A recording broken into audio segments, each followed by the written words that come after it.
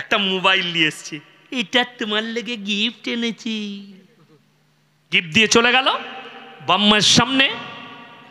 ছেলে গিফট দিয়ে গেল, হারামখোর মোবাইলে সিম ভরিয়ে দিয়েছে। রাতের বেলায় চালু করেই দেখছে সিম ভরাই আছে। কি বুঝলেন?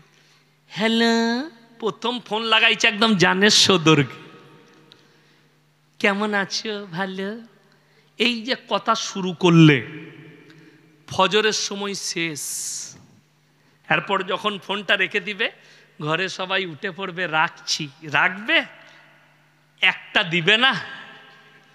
আরে যারা বুঝার তারা বুঝে গেছে। হাসছে দেখো কিরকম, নাউজবিল্লাহ। হারাম।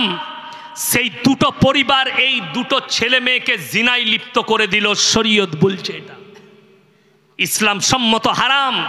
যতদিন না ইজাব কবুল করানো হচ্ছে, শরীয়তে হারাম। বিবাহ হয়ে যাবে, তা না হলে যেদিনে মোবাইল দিয়া দিয়ে হচ্ছে ওইখানে বিবাহ করে দাও।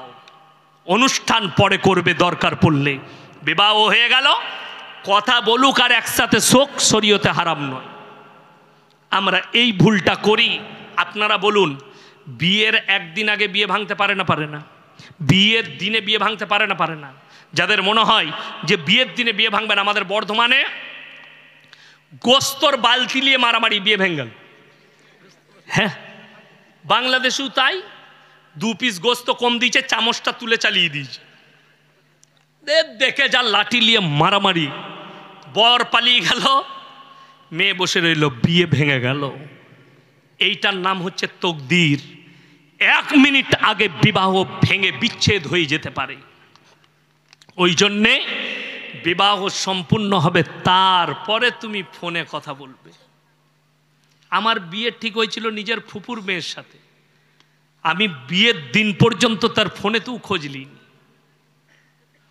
কি করছে না করছে, ফোনই আমি করতাম না। একবারই বিয়ে করতে গেছি।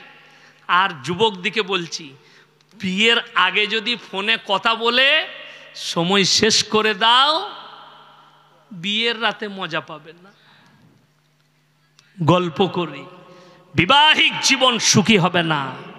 জিনায় লিপ্ত হইও না। কোন ভণ্ড হুজুরের কথায় প্রেমকে বৈধতা দাও না। প্রেম ইসলামে জায়েজ। মায়ের সাথে, বোনের সাথে, বিটির সাথে, আত্মীয় স্বজনের সাথে, এটা মাথায় রাখবেন। কিন্তু তোমরা যেটা বলতে চাইছো, hello come here I love you, ওটা শরীয়তে হারাম, ইসলামী শরীয়তে জায়েজ নেই। যদি বলেন আমাদের সমাজে হারাম আওলাদগুলো কিভাবে প্রমোট পাবে, মারাত্মক দলিল দিয়ে যাচ্ছি। আজকে দেখুন আমাদের সমাজে সবথেকে বড় বিপদের নাম হচ্ছে পরকীয়া। বিবাহিত মহিলারা বেশি জড়িত হচ্ছে পরকীয়ায়। স্বামী ছেড়ে অপরের সঙ্গে সম্পর্কে জড়িয়ে পড়ছে। তার মারাত্মক কারণ হচ্ছে মোবাইল। মোবাইল এবং নগ্নতা। অনেক যুবক পরকীয়ায় জড়াচ্ছে, তার কারণ হচ্ছে মোবাইল। যদি বলেন কেমন করে, এখন সব থেকে বাজার বেশি কাদের? যে মেয়েরা ফেসবুকে যত ভালো ছবি ছাড়বে, তার বাজার তত বেশি। কথাটা বুঝতে পারেননি? শাহরুখ খানের বয়স কত? 60 বছর। কত বললাম? 59 থেকে 60। আচ্ছা, 59 বছর যে লোকটার বয়স, সে তো ইয়ং একদম নাকি না? বুড়ো? বুড়ো। 60 বছরের একটা বুড়ো, সে যখন ফিল্ম করছে, তাকে ফিল্মে দেখানো হচ্ছে একটা 24-25 বছর যুবকের মতো। ঠিক বললাম না ভুল বললাম? সেটার কারণ কি? সেটা হচ্ছে মেকআপ। কি বললাম? মেকআপ। তুমি যে নায়িকাটাকে দেখছো, সেই নায়িকার অরিজিনাল চেহারা দেখলে তোমার ঘৃণা লাগবে, বিশ্বাস করুন। আপনারা ইংল্যান্ডের মেয়েদিকে দেখেছেন তো, কত সুন্দরী দেখেছেন? দেখেননি? মোবাইলে দেখেছেন। আমি বোম্বে এয়ারপোর্টে দাঁড়িয়েছিলাম, তো বসেছিলাম আমি, তো পাশের সিটে একটা ইংরেজদের মেয়ে বসেছিল। বিশ্বাস করুন, তার স্কিন দেখে আমার গা ঘিন ঘিন করছিল। কিন্তু তাকে যখন মোবাইলে তার ছবি দেখবেন, মনে হবে মারাত্মক। সেটার নাম মেকআপ। যে বোকা মূর্খ ছেলেরা নায়িকার ছবি দেখে মনে হচ্ছে আমার বিবিটা সুন্দরী নয়। ওরে মূর্খ, তোর বউটাকে একবার মালদার পার্লারে নিয়ে যা, দে মেকআপ করে নিয়ে আয়, ওই নায়িকার থেকেও সুন্দর লাগবে তোর বউকে। কিন্তু আমাদের মায়েদেরও দোষ আছে, এবং মেয়েরা বলবে আল্লাহ আমরা কি দোষ করলাম? সব থেকে বড় অপরাধ তোমাদের মায়েদের। কি দোষ? আল্লাহ রসুল সাল্লাল্লাহু আলাইহি সাল্লাম বলেছেন মেয়েরা সাজসজ্জা করবে, কিন্তু কার কাছে? স্বামীর কাছে। আমার মায়েরা স্বামীর কাছে সাজে না। মালদা টাউন যাবে, 3 বার ফেরেন লাভলি, 4 বার ঠোঁট পালিশ, আর ড্রেসিং টেবিলের সামনে 3 বার খালি কুঁচা করবে, পিন গাঁথবে, আর এরম করে দেখে কিরম লাগছে, চুলটাকে নিয়ে আবার এরম করে ফেলাবে, কিরম লাগছে, দিয়ে মালদা টাউনে হাঁটছে মনে হচ্ছে যেন হিম্মা মালুনি। আর যখন রাতের বেলায় স্বামী আসছে মালদা থেকে কাজ করে, বাজার থেকে আসছে, চাকরি থেকে আসছে, ঘরে ঢুকে, ঘরে যখন এসছে, কই গো 1 গ্লাস পানি দাও তো, ঠিক মনে হচ্ছে খেপিটি দিয়ে বই একদম এসে পাশে বসলে এলাও পানি খা, তুই সরে যা। তখন দেখলে আমার স্বামী তো আমাকে ভালোবাসে না, তখন হুজুর খুঁজে বেড়াচ্ছে, কোন হুজুরের তাবিজে আমাকে স্বামী ভালোবাসবে। কি বললে না, হুজুর সেরকম আছে, খালা তাবিজটা খালি বালিশে ভরে দাও। একটা ঘটনা শোনাই। একজন সবজি বিক্রি করতে চাই বর্ধমানে, প্রত্যেক দিন টাউনে সবজি বিক্রি করতে গেছে, আর সবজি বিক্রি করতে গিয়ে দেখছে আলু 5 টাকা কিলো, পালং শাক 3 টাকা, পুঁই শাক 2 টাকা, কচু 15 টাকা, পটল 5 টাকা। বাজার একদম খারাপ, বিক্রি বাটা বেশ ভালো, লাভ হয় নাই, ঘরে এইছে। খালা তখন বলছে কই গো আমাকে 100 টাকা দাও। চুপ কর, জ্বলিয়ে দিলি তোরা, মানে আর মিজাজ খারাপ, বিক্রি বাটা হয় নাই। তখন খালা মনে মনে ভাবছে আমার উপরে চটে গেছে, হুজুরের কাছে হাজির। আমি খালি চিন্তা করি, আপনি যান কলকাতায়, নাহলে মালদায় কোনো ল্যাবেতে রক্ত দেন, রোগ ধরা পড়বে না। আমাদের দেশের কিছু ভণ্ড আছে এরম করে জামা মেপে, বিরাট গোলমাল তো। আর মেয়েরা কি মনে করে জানেন, হেলো জামা মেপে রোগ বলে দিচ্ছে। এই জামা মেপে বলছে খালুর অবস্থা খুব খারাপ, তোমার ঘরে আর কে কে আছে? বলছে আমার আরো 2টো যা আছে। বলছে তাদের সঙ্গে সম্পর্ক বলে একদম গোলমাল, কথা নাই তোমার। দেখলে তীর পেয়ে গেছি মারার। বলে তোমার বড় জাটা গোলমাল করেছে। হুজুর কি করতে হবে? আমি যে তাবিজটা দিচ্ছি 1001 টাকা লাগবে, তুমি গিয়ে খালুর বালিশের তলাতে ভরে দেবে। খালুর তলায় ভরে দিয়েছে, বালিশের তলায়।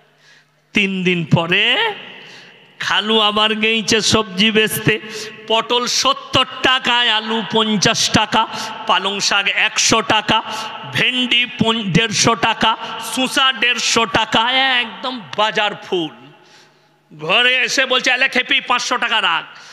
মনে মনে ভাবছে তাবিজ দারুণ কাজে লেগেছে। কথাটা বুঝতে পারেনি? পাড়ায় থালা ধুচ্ছে আর মেয়েদিকে বলছে ওলো অমুক মলবির কাছে গিয়েছিলাম, তোর খালু আমাকে দেখতে পারত না, এমন তাবিজ ভরেছি তোর খালু একদম সুজা হয়ে গেছে। কিন্তু এরা জানে না যে বাজার ভালো বলে আজকে দিয়েছে, আবার যেদিনে খারাপ হবে সেদিনে আবার তুই বুঝতে পারবি। সমাজে মলবিদের বাজার এইভাবে চলছে। আপনাকে আমি ইমানদারির সঙ্গে বলছি, রাতের বেলায় মালদা স্টেশনে নেমে একা হেঁটে আসবেন, আপনার চপ্পলের আওয়াজে মনে হবে পেছনে আর একজন হেঁটে আসছে। ঠিক বললাম না ভুল বললাম? মনে হবে কেউ আসছে। যাদের মন দুর্বল হবে ঘরে এসে বউকে ভয় খেয়ে গেলাম তো, পেছনে কে হেঁটে আসছিল জানিস? বলছে তাই নাকি? সকালবেলায় চিন্তা নাই তোমার একটু? বহু তাড়াতাড়ি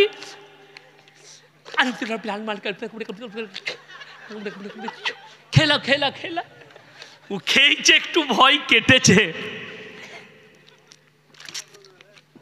সকালবেলায় উঠে হুজুরের কাছে হাজির। হুজুর এখন বলছে কি ব্যাপার? পেছনে হেঁটে আসছিল। বলছে তোমাকে জেনে 6টা মেরেছে। হ্যাঁ, জেনের গায়ে আয়না আছে যে 6টা মারবে? ছটা কিসে মারে? আয়নাতে মারে না? মারে না। ও বলছে জেনের ছটা লেগেছে। একটা তুমি বালিশে ভরবে, দু কানে তেল লাগাবে, ওইখানে একটা দিবি, দুটো পুরবি, দুটো ঘরে গুঁজবি, তাবিজ হয়ে গেল। এরপর কত লাগবে? 5,001 টাকা, কিন্তু কিছুই নাই। ও হেঁটে আসছে, চপ্পলের আওয়াজে মনে হচ্ছে কেউ হেঁটে আসছে। মৌলবীদের বাজার এই করে চলছে। আল্লাহ হিফাজত করুক। সমাজটা হারামের আওলাদে ভরে যাবে। যদি বলেন কি করে, আজকে যদি আমাকে জিজ্ঞেস করেন হুজুর আপনার পরিচয় কি, আমি কি বলবো? কথা বলে না? আমার বাপের নাম বলবো না মায়ের? বাপের। আপনাদেরকে যদি ইনাকে জিজ্ঞেস করে আপনি কে, ইনি বাপের নাম বলবে না মায়ের? যদিও বাবা মারা যায় তাও বলবে আমি মৃত অমুকের ছেলে।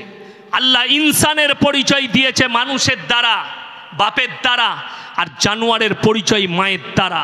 London, America, Britain, Japan, German তারা পার্লামেন্টে পাস করিয়েছে যে এরপর থেকে যে বাচ্চা যদি কেউ চায় মায়ের পরিচয়ে বাঁচতে, তারা মায়ের পরিচয়ে বাঁচবে। তার নাম হচ্ছে রিলেশনশিপ। তারা রিলেশনে থাকবে, তারপরে আবার ছেড়ে চলে যাবে, অন্য জুনার কাছে চলে যাবে, তারপরে তার সঙ্গে ঘর করবে। বাচ্চা যদি হয়েও যায় সে মায়ের পরিচয়ে থাকবে, বাপের পরিচয় লাগবে না। এইটাই হচ্ছে শরীয়তে হারাম। উত্তরপ্রদেশে সাম্বেলে জামে মসজিদের নিচে কি মন্দির? একের পর এক মসজিদের নিচে কি মন্দির আছে? দেখুন, সব থেকে বড় কথা যেটা, সেটা হচ্ছে যার জোর তার দুনিয়া। আমাকে যদি এখুনি ভারতের প্রধানমন্ত্রী করে দেন, ভারতের রাজা করে দেন, তো আমাকে যদি ভারতের রাজা করে দেন, বাদশা করে দেন, আমি কালকেই বলবো মন্দিরের নিচে মসজিদ আছে। বলতে পারি না? পারি না? জোর আমার, প্রশাসন আমার, সব কিছু আমার। শুধু এটা নয়, এই যে ওয়াকফ বিল নিয়ে এসছে, তার এগুলো একটা রূপ। যেদিনে ওয়াকফ বিল পাশ করিয়ে দিবে মোদী সরকার, আর আপনার আমার নাদানির কারণে, আমরা আওয়াজ না তোলার কারণে, সেই দিনে আপনার মসজিদটাও এসে আনলিগেল বলে ভেঙে দিবে, ওয়াকফ সম্পত্তি বলে তারা কেড়ে নিবে। এটাই হচ্ছে তার একটা রূপ। সব থেকে দুঃখ, 3টে ছেলে গুলিবিদ্ধ হয়ে মারা গেছে, গুলি চলেছে।